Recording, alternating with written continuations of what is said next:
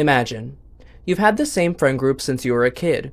You're all incredibly close and through life's up and downs that hasn't changed. You've all gone different paths, met different people, but your core group remains as strong as ever. It seems like nothing can change that until one day you kiss one of your best buds as part of a film project.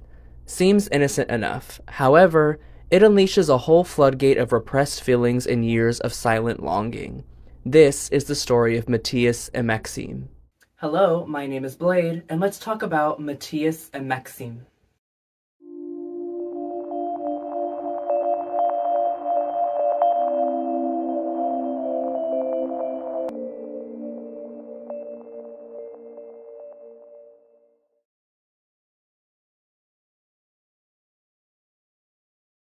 Matthias Maxime is a 2019 Canadian film directed by Xavier Dolan, also starring Xavier Dolan as well as Gabriel and Freitas.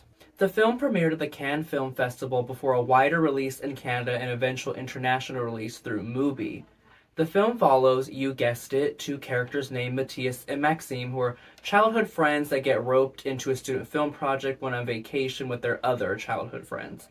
For the student film, they must kiss each other, which unlocks a whole world of repressed tension and romantic feelings that they must navigate with the added pressure that Maxime is scheduled to leave Canada in the coming weeks for Australia for 2 years.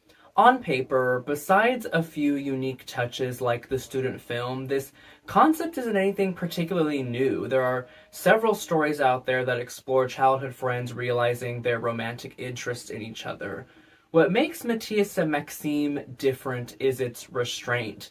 We never get an exposition dump on their dynamic in the past. We never get long monologues about their yearning for each other. Heck, we don't even get a dissection into their realization that they're interested in a same-sex relationship.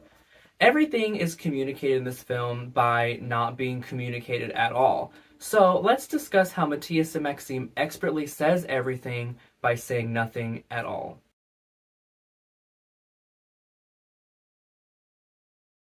As I mentioned, this type of story isn't anything new. There are several films, TV shows, and books that explore two childhood friends coming to realize the romantic love between them.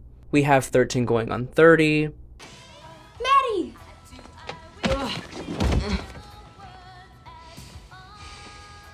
Or Eric and Donna in That 70s Show.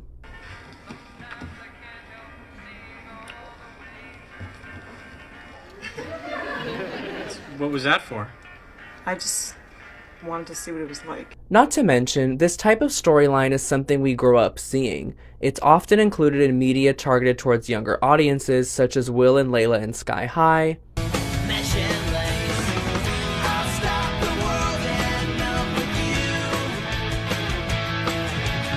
or Aang and Katara in Avatar: The Last Airbender.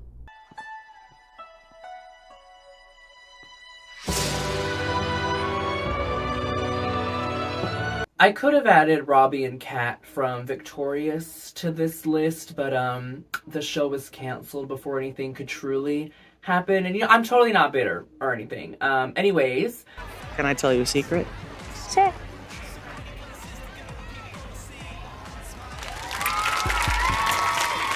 My point is, this is treaded ground. Best friends to lovers is a trope we love so much that we don't even seem to consider it a trope in the sense that we don't moan and groan and complain when we see it, but ultimately we have been there and we have done that. Since this is an established trope, there is sort of a typical playbook to follow and be expected. We are introduced to two childhood friends, and it becomes clear to the audience that something lingers below the surface between the two, but for whatever reason it hasn't yet blossomed. We watch them have almost and what if moments before it comes crashing down on them like an Olivia Rodrigo song where they run into each other's arms and bask in their shared romantic bliss. Any stupid song could ever say. Matthias and Maxime manages to somehow play by the rulebook while rejecting it at every turn. If we break down the beats of the story, technically the rulebook is at play, but the way it follows and presents the rulebook is very unconventional and intriguing compared to its peers. In other movies, the love between the two characters is the main driving plot point of the movie, with everything else supporting that main plot line. Matthias and Maxime does this without doing it at all. It's true that their romantic interest is the plot of the movie, it's what we're building towards, but it does kind of take a back seat so we can get a peek into their individual lives, which then informs how we come to understand their dynamic.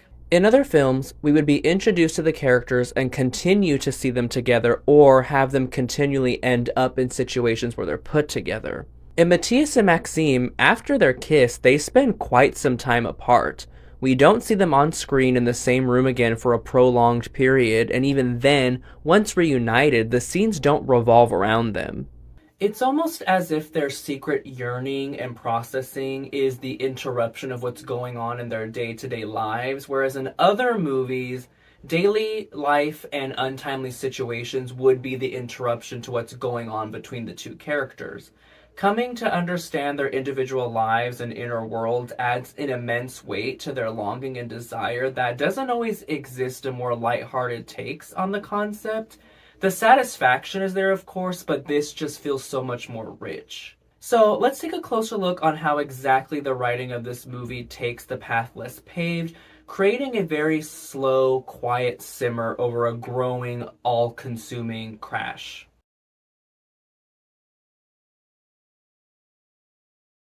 The film opens with Matthias and Maxime doing mundane tasks preparing for the weekend getaway with the boys. The interesting thing here is they seem just like any regular friends. There's no glances that last just a little bit too long or phrases that carry double meaning. There is one moment where Maxime longingly looks at a billboard portraying a happy family, which does imply a desire for love, but the film does not at all at this point imply that love with Matthias. I think this is a strong writing choice. From the title of the film, you already know what's to come between the two, so they don't need to hit you over the head with it right at the beginning. Additionally, showcasing them this way, separate from the group, I might add, silently communicates their bond. They're good friends who spend lots of time together and all is normal, but the coming disturbance on the horizon somewhat implies that they've already accepted this possibility between them as normal. Not that it might happen, but that it lives in the background unnoticed. Then, we arrive at the lake house and we're introduced to the rest of the friend group and come to understand their dynamic. This is just your typical group of guys, childhood pals. Eventually, the first glimpse of what we've all been waiting for, the gay shit, arrives when Matthias and Maxime find themselves roped into the student film project of one of their friend's sisters. They're informed that their participation in the film requires them to kiss on camera. Prior to filming, Matthias and Maxime are washing dishes when they're asked if they've ever kissed before. It's a silly, innocent question, but their response says a lot. Sérieusement? Ben non. Peut-être une fois au... Hein? Ouais, au secondaire, je pense. Ben non. Non. Hein? Yeah. At first, the answer is a playful but firm no, before Maxime lets it out that there was actually an instance before in their school days. The reveal that they've shared some sort of kiss before, though, is not the interesting part. It's how they individually respond to the memory that's interesting. Maxime has an openness to it. He's the one who brings it up and mentions it passively, lighthearted, like it's no big deal. Matthias is a bit more defensive. He doesn't reject that it happened, but more so implies that it doesn't count. This is, I think, the first example of a lot being said, but between the lines. These responses expand upon the, I guess you could say, lore of this thing that exists between them. Maxime's casual attitude almost implies that it's a pleasant memory and indirectly shows that he has an openness towards it, whereas Matthias's cold response shows that he's closed off to it and has dumbed it down. He's taken any meaning out of it. You could maybe say that I'm reading too much into things, but you almost get the sense that Maxime is more openly aware of the tension between them, and he may even have had a crush on Matthias when they were younger that he was conscious of. Matthias obviously does, at least underneath, reciprocate the feelings, but doesn't want to deal with it or its implications, and he has held on to that all the way until now. His denial and rejection is probably what pushed their tension into the background to begin with, but Maxime knows it's there. He's just bent to Matthias's stubbornness. So, the kiss happens off screen and, well, the yearning begins.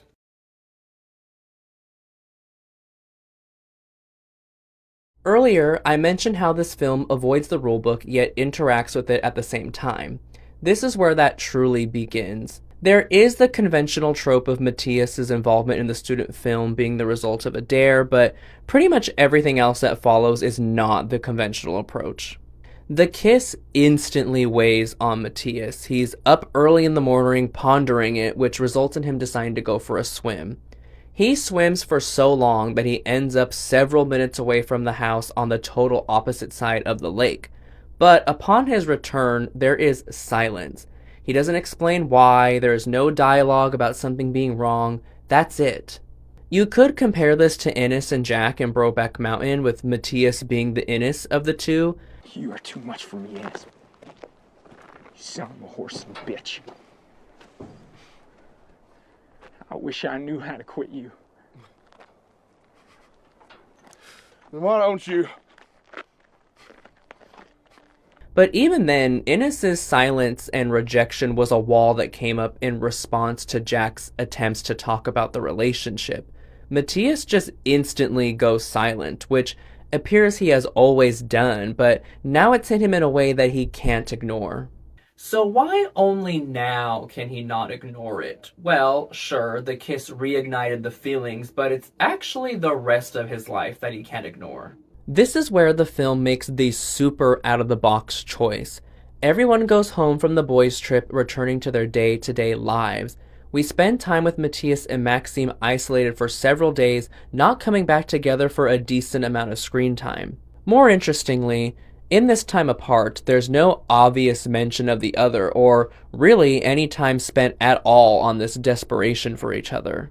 Sure, it does loom in the background, but it's not a present force. Instead, the film takes time looking into their individual lives, which only makes the understanding of their relationship clearer. Matthias's life appears to be quite dull. There's a Patrick Bateman-like quality to his life. He works for a law firm, he's moving up in the workplace, and he has a seemingly serious girlfriend. However, the longer we spend time with him, it becomes clearer and clearer he feels quite trapped in his life. This doesn't seem to be entirely what he wants. When his boss mentions moving up at work, he's removed and not motivated. His relationship is healthy, but not passionate. So, when he kisses Maxime and those long, lingering feelings are reignited, he can no longer ignore it. In a life that's unsatisfying and wrong for him, he can't help but now notice what feels right and satisfying for him. For Maxime, his life is unsatisfactory as well, but in a much different way. He returns home to his mother, whom he cares for. We quickly discover she is dealing with alcoholism, which has created a tumultuous dynamic between the two. She talks down to him and at a point teases his sensitivity when he runs off to the bathroom after an intense altercation with her. This alone doesn't do much, but a scene later on does. Maxime is riding the bus when he notices another guy looking at him. It quickly clicks that they are checking each other out, which brings a smile to Maxime's face until the other is put off by a mark on Maxime's face. This is a very small scene, but it honestly applies a lot. We can gather that Maxime is aware of his sexuality and he's not running from it. There's no, avoiding of coming out of the closet. Maybe he even is out of the closet. The trouble with it seems to be more familial, with his mother calling him sensitive and also maybe tied to his birthmark. It's clearly a point of insecurity, which I imagine even plays into his feelings for Matthias because he doesn't seem to judge or mind his birthmark. So, after we learn all this information about their lives and the subtle nuances underneath, when we see them return together on screen, we're already so informed about their dynamic without anything having to be actually said. We not only understand the desire now silently brewing between them post-kiss in the present, but we also understand the factors at play as to why it's never been addressed until now, and why it's a likely repeat response to their first kiss. The only difference now is they're both at places in life where it can't be ignored. Matthias is unsatisfied and Maxime is about to go away for 2 years. There is now a pressure on these feelings that's growing the more that flight date grows closer. The middle act of the film does a great job of communicating things to the audience subtextually that other movies might have had actual dialogue about. It also, again, avoids the generic. We come to understand why things are the way that they are without them being forced to actually discuss it or have perpetual what-if moments. Everything is unsaid.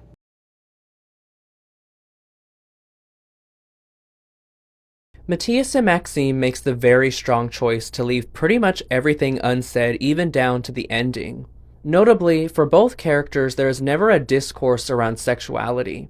Matthias doesn't have an am I okay style realization that he's queer, thankfully so. This is different. How's it different? Because what if somebody I know is on there and then they're like, what? She's gay? Then what? Then everybody knows. And Maxime doesn't have a love Simon, it's okay, we still love you type of scene either. I just want you to know that I love you. I wouldn't change anything about you. Hey, stop crying. I'm trying. The film doesn't need those moments, it's not really important to what's being said here. In a strange sort of way, Matthias and Maxime is almost the middle point of something like Past Lives and something like Heated Rivalry or Red, White, and Royal Blue. There's the dynamic of one character being gay and the other still figuring things out, as well as the passion, but with the intimate tenderness and quiet nuances of a Celine Song film. 너는 나를 왜 찾았어? 12년 전에?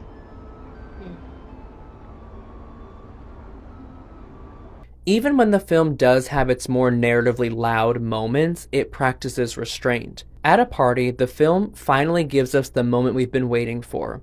While playing a party game, Matthias starts to act quite hostile, which stems from his jealousy and repression. Once again, these things are communicated silently. He's annoyed that he can't get Maxime out of his head, that he's leaving soon, and now he's at this party seeing Maxime being very buddy-buddy with another guy. This culminates into the two of them alone in a room, removed from everybody else, where they finally kiss again. It's passionate, fueled by the yearning we've come to understand throughout the film.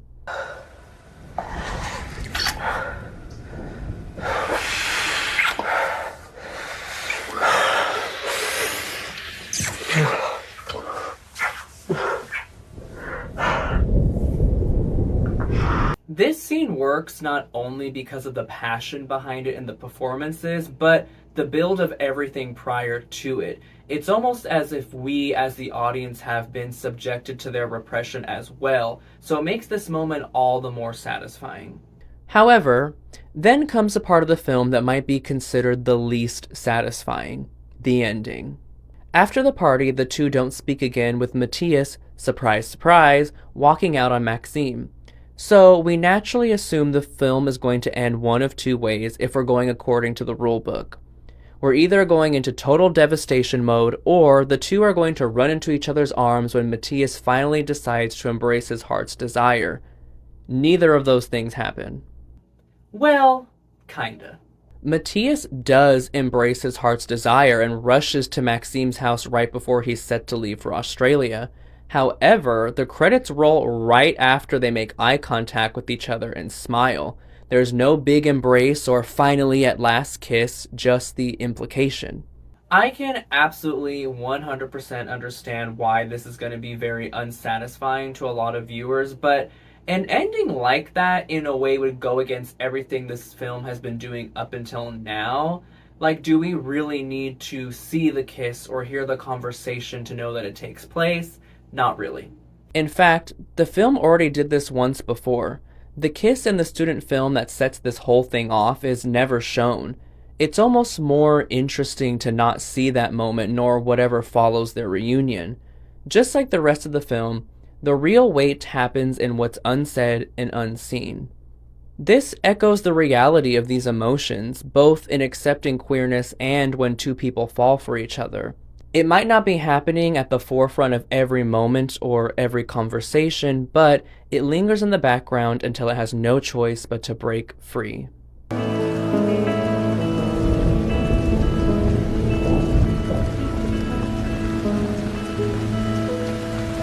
I really hope this video essay doesn't come off as me trying to over-explain this film or look for deeper meaning when it's not there. I just really admired how this film took the subtle route and the path less paved by similar films. I found it very refreshing, not only in a queer story, but just as a film in general. I think it made very interesting, divisive choices.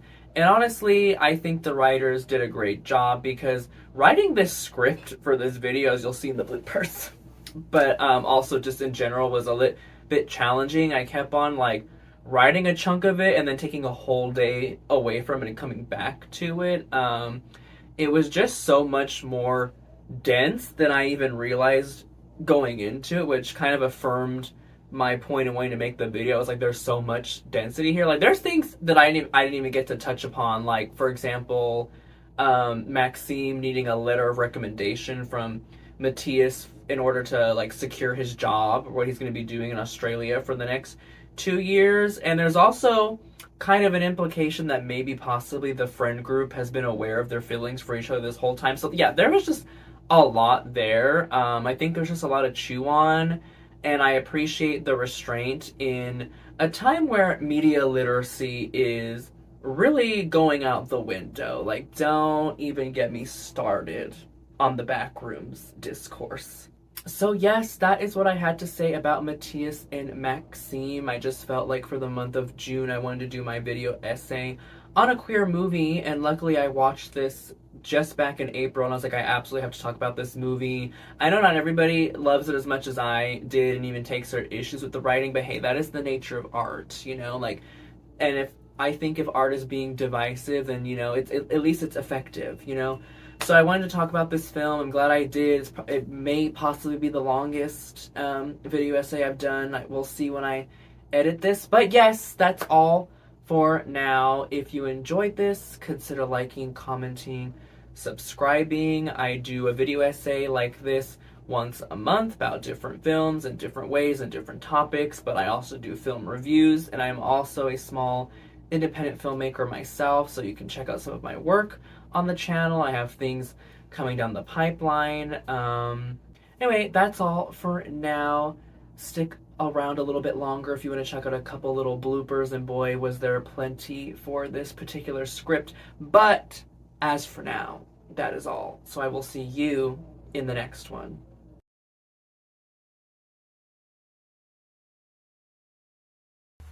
For the student film, they must kiss each other, which unlocks a whole world of repressed tension and romantic feelings for each other. Already. It's been 2 seconds. Okay. The film premiered... Oh my god! Bitch, we're not even through the first paragraph yet. You know what? Was that the way I wrote it down? No, but that was the most coherent I said it. So I'm rolling with it. On paper, besides a few unique touches like the student film, this isn't anything particularly new. Oh my god, I'm struggling so bad today. I am reading some of this so totally off script, but like, for some reason this has all been so hard to get out clearly, so I'm gonna just let it vibe.